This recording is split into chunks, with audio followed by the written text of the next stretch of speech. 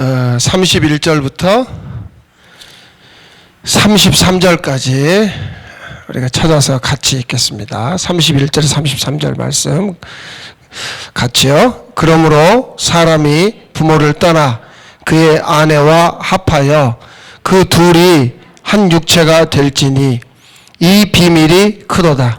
나는 그리스도와 교회에 대하여 말하노라. 그러나 너희도 각각 자기의 아내 사랑하기를 자신같이 하고 아내도 자기 남편을 존경하라. 아멘. 자, 오늘 오후 예배 설교 제목이 뭐예요? 주보에 뭐라고 써져 있어요? 한모음이라고 써져 있어요.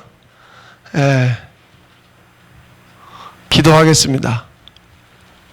우리를, 주님과 따로 살던 우리를 주님과 연결하여 한 몸 되게 하신 아버지, 그 은혜에 감사합니다. 이 비밀이, 이 세계가 어떤 세계인지 여기에 머물러 있지 않게 하시고, 주께서 세상이 있기 전부터 그 준비하시고 이미 이루신 언약의 세계로 우리를 이끌어 주시옵소서. 예수님의 이름으로 기도하옵나이다. 아멘.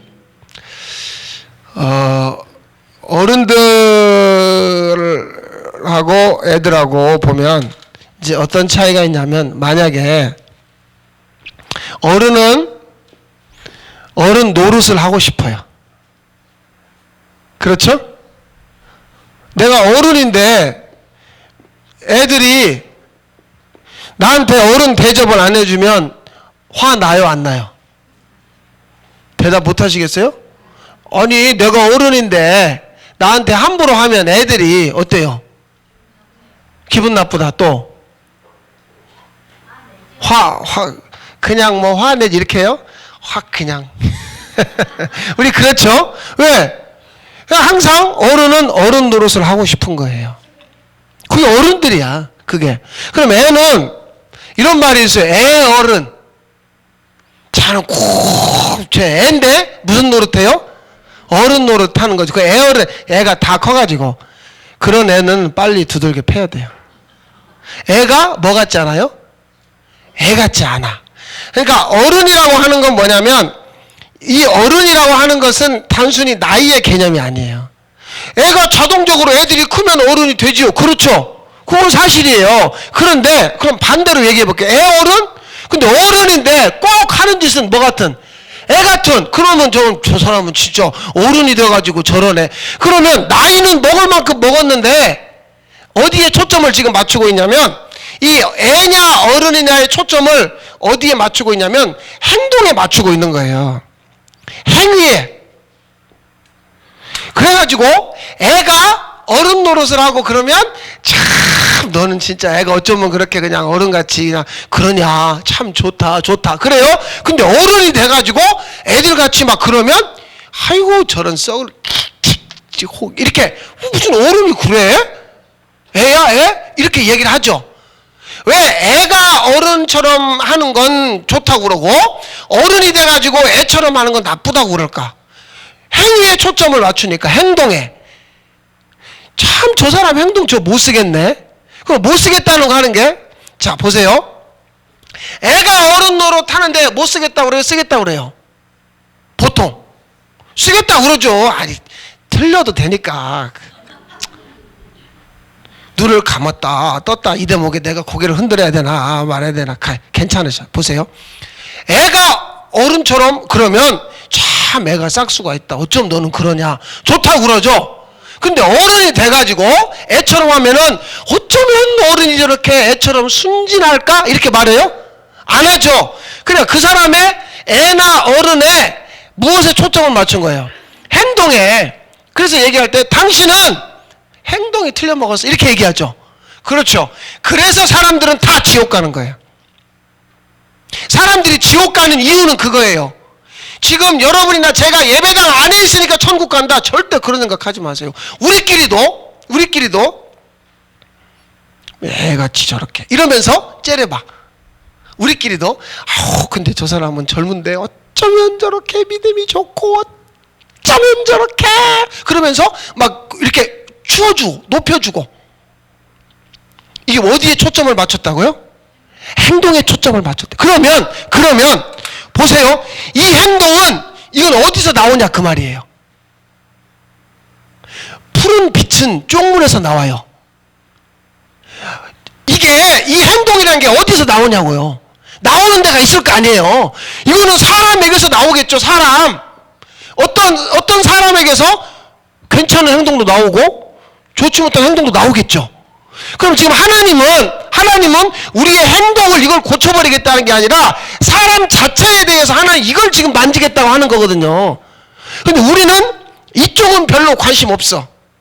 어쨌든 그냥 어머 그 사람 교회 나왔어요. 할렐루야 교회 나왔어. 그런데 그 사람의 그 사람이라고 하는 것을 이 사람이라고 하는 건 존재란 말이에요. 존재가 한 번도 바뀐 적이 없다. 바뀐 적이 없다는 얘기는 하나님이 한 번도 여러분에게 임한 적이 없다 그 말이에요.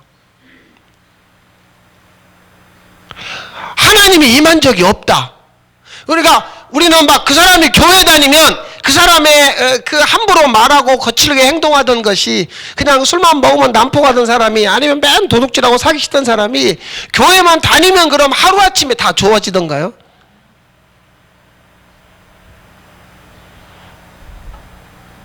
세상 사람들은 그걸 지금 기대합니다.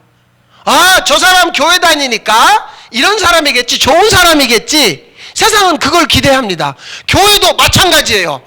그냥 성도로 나왔다가 세례받고 몇 년 지나 집사되고, 집사까지는 봐줄만해. 근데 뭐 권사되고 안수집사되고 장로되고 뭐 되면 이제 나중에 뭐라고 얘기 잘 들으세요. 아, 무슨 황교안직이 저 모습이요? 졌다. 이렇게 얘기하거든요.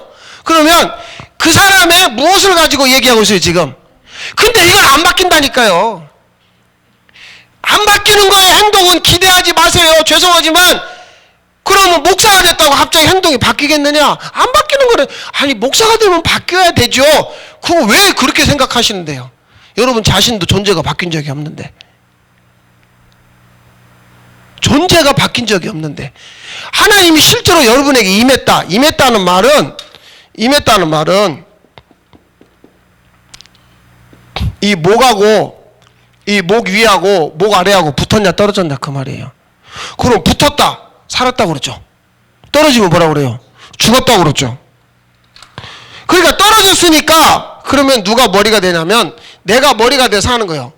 그러면 내 생각대로 내 마음대로 내 멋대로 내가 원래 하던 버릇대로 내버려 둬야 나 내 마음대로 살다 죽을라니까 그거는 사람이 머리가 된.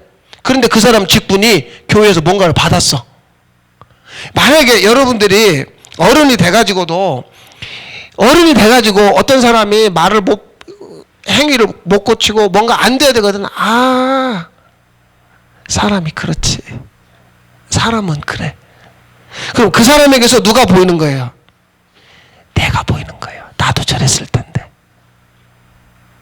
이걸 못 보면 아직 내가 머리 되어서 그냥 사는 거예요. 연결을 지금 말하는 거예요. 연결됐느냐 떨어졌느냐. 내가 주님하고 지금 연결되었느냐 떨어졌느냐. 우리가 지금 물어본 건 뭐냐면 우리가 서로 만나서 처음 만나는 사이 같으면 아 교회 다니세요? 예 교회 다니. 아유 그러시군요. 어디 교회 다니세요? 예 어디 교회 다니. 아우 그러시군요. 예 그 뭐 직분은 뭐세요? 아유 제가 어머 그러시군요. 갑자기 막 거기서 무슨 저기 6.25 때 헤어진 무슨 친척 만난 것처럼 갑자기 반가워가지고 우리는 그런 걸 확인하는 거예요. 교회 다니냐 안 다니냐 몇 년 됐느냐 직분이 뭐냐 어느 교회 다니냐 이런 걸로 서로의 존재를 확인해 주는 거죠. 그러니까 머리가 떨어진 사람 그러니까 예수님이 머리 되지 않고 그냥 자기가 머리 되어가지고 자기 멋대로 사는 사람들의 공통점은 계속해서 그런 사람들은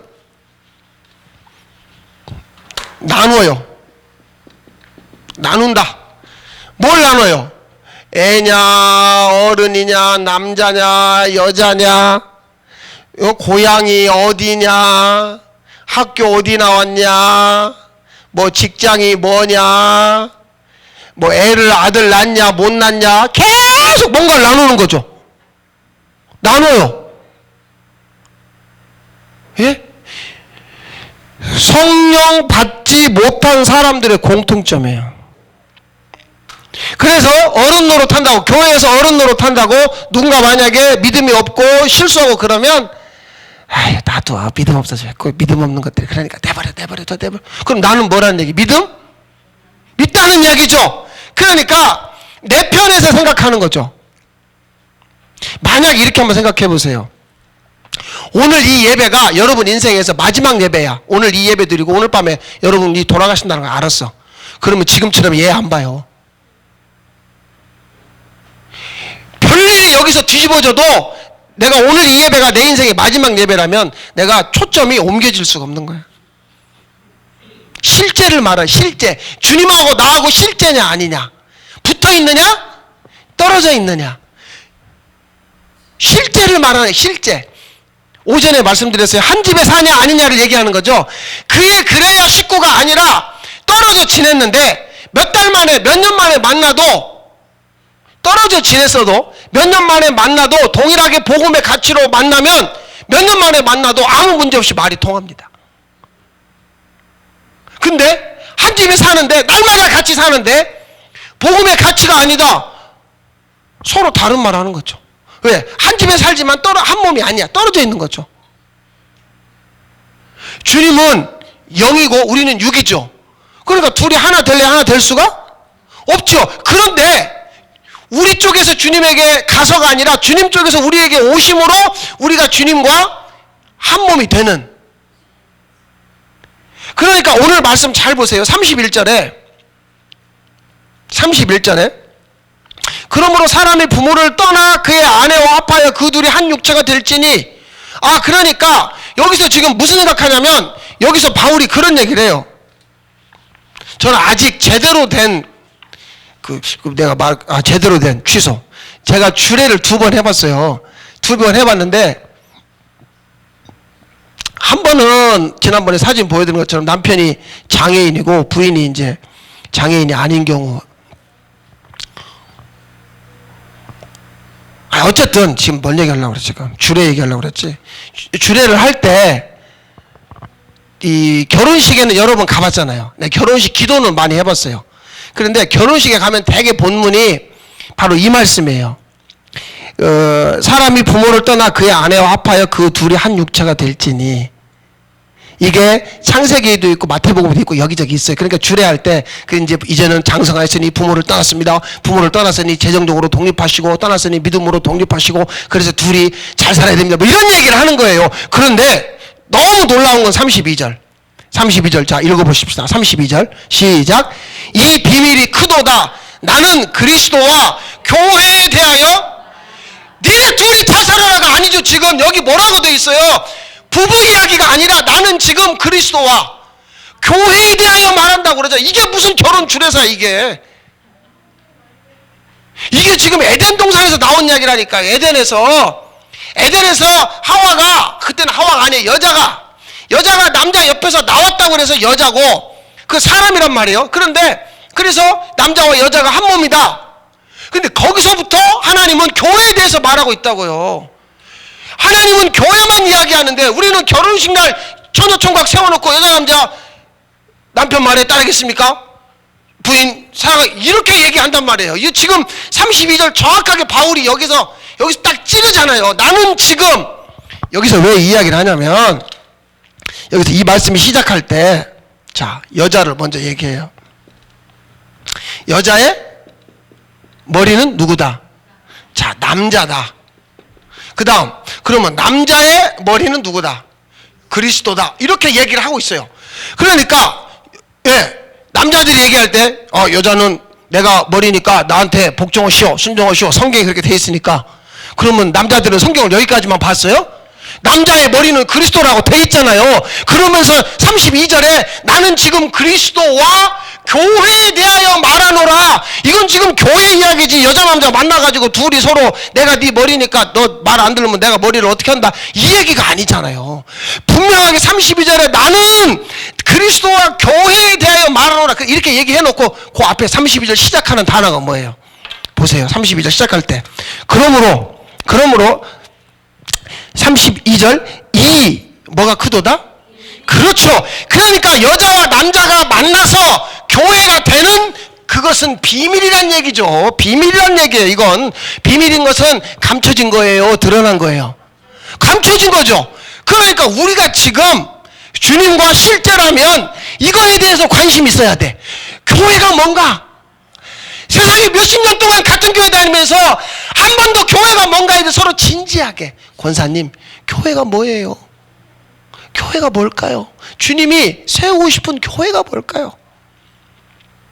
진지하게 교회가 뭘까? 우리가 살아가는 레파토리는 똑같아요. 자, 봄 되면 농사 짓느라고 정신없이 바쁘고, 여름에 잠깐 쉬었다가 또 가을 되면 추수하느라고 바쁘고, 그러다가 겨울 되면 그것 좀 쉬고, 그럼 쉬는 동안 그동안에 아팠던 병원 가고 수술하고 자식 내 집 뭐 싸가지고 가고, 그러다가 다시 봄 되면 또 일하고, 그러다가 또 여름에 좀 쉬었다가 가을 되면 또 정신없이 또 일하고, 이거에서 다 벗어날 수가 없죠. 이 사이클 안에 살잖아요, 지금 시골에 사는 분들은. 그런데 농사 짓다가 그 정신없어 죽겠는 그 상황에 하나님이 나를 어디로 데려가냐면 교회, 그리스도와 교회에 대하여.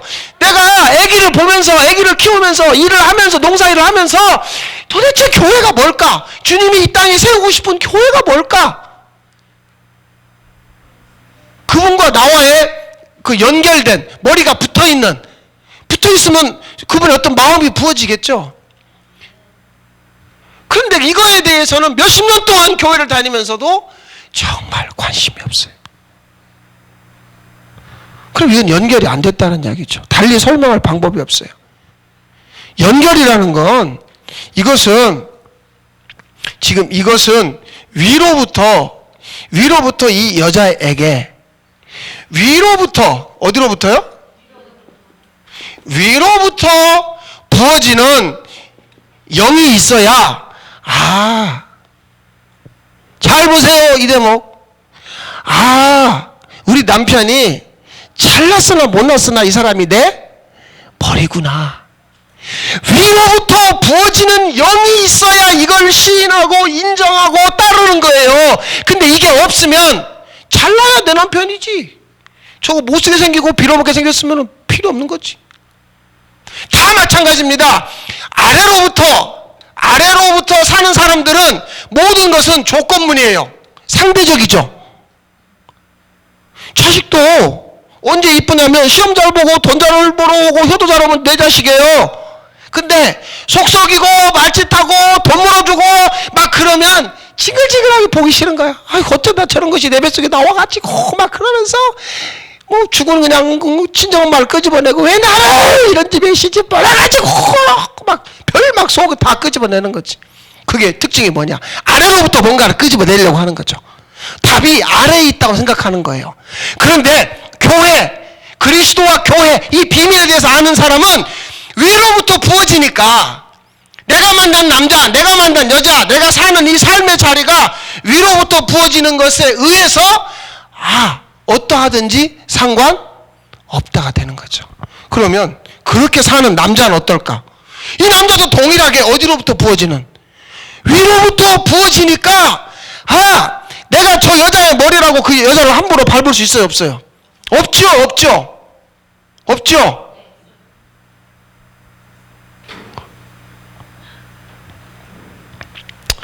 옆집 아무개네 엄마는 반찬도 잘 오고 말도 잘 듣고 정말 쓰겄더만 저놈의 뱃나는 그냥 맨날 성질만 내고 툭하면 설거지하면서 집어던지고 못 살아. 그러니까 그 남자 입장에서 못 살겠는 거야. 그래가지고 밖에 나가서 집에 안 있는 거예요. 그래서 뭔 얘기인지 나도 모르겠네. 아래로부터 사는 사람들은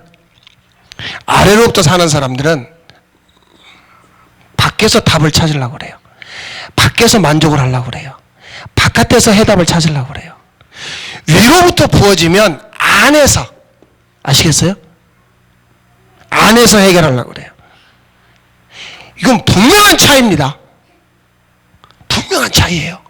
어떤 일을, 어떤 문제를 안에서 풀어내느냐, 어떤 문제에 대한 답을 바깥에서 해결하려고 하느냐. 97년, 98년에 우리나라가 IMF라는 걸 맞이했죠. IMF라는 건 사실 국제통화기금이에요. 우리나라 정부에, 우리나라 은행에 달러가 없어요. 그러니까 외국에다 결제해줄 돈이 없는 거죠. 그러니까 국제통화기금에서 돈을 빌려줘요. 우리한테 아주 목돈을 빌려줘요. 뭉태기로 빌려주면서 조건을 달아요. 구조조정해라. 다 잘라라. 정리해라. 그러니까 이제 나라가 우리 마음대로 못하는 거죠. 바깥에서 우리를 갖다가 조종하는 거예요. 그러니까 그 창피를 당하는 거예요. 그러니까 안에 있던 사람들이 갑자기 뭘 들고 와요? 금! 이게 돌반지 내놓자. 막 금수저 다 내놓자. 막 그냥 죽을 때 관 속에 넣어달라고 했던 금두꺼비도 다 갖고 오고 막 다 끌고 오는 거예요. 그래가지고 사람 그것 가지고는 해결이 안 돼요. 그런데 안에서 사람들의 힘을 모았어요.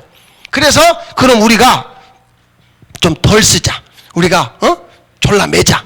그렇게 해가지고 몇 년 만에 IMF를 졸업했다. 이런 얘기 들어보셨죠? 사람들은 여전히 그것도 바깥에서 답을 찾으려고 하는 거죠. 만약에 여러분들이 주님 안에서 살지 못하면 바깥에 있는 놈이 여러분들을 그냥 두지 않아요. 이 마귀란 놈은 몸이 없다고 그랬어요. 그러니까 영밖에 없으니까, 몸이 없으니까 성령을 받을 수 있다 없다. 마귀는 없다. 마귀는 성령 못 받는다. 마귀니까 못 받죠.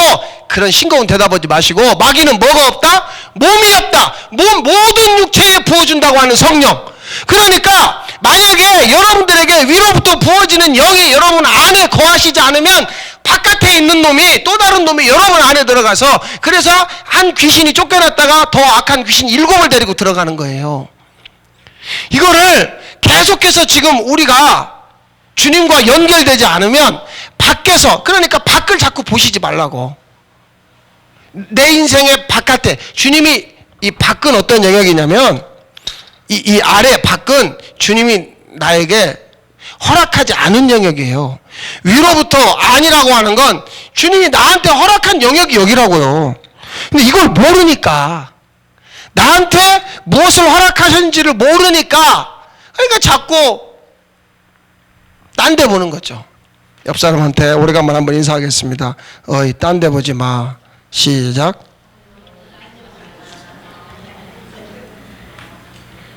집이나 자리요. 내 걱정하지 말고. 이런 이상한 얘기 하지 마시고. 네. 자, 보세요.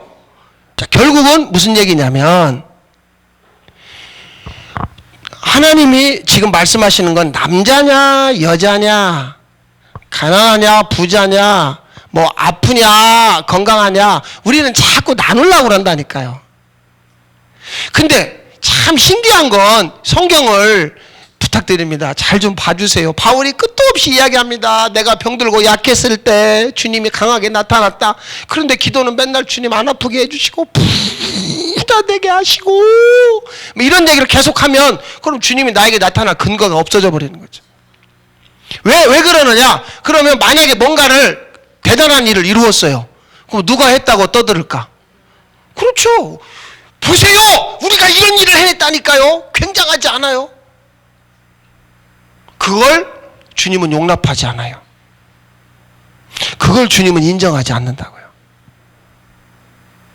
주님은 지금 그리스도와 교회에 대해서 이 비밀로 묶어놨던 걸 우리한테 풀어주려고 그러시는데, 우리는 이것보다 전부 아래의 것, 땅의 것, 내 바깥에 관심 있는 거죠.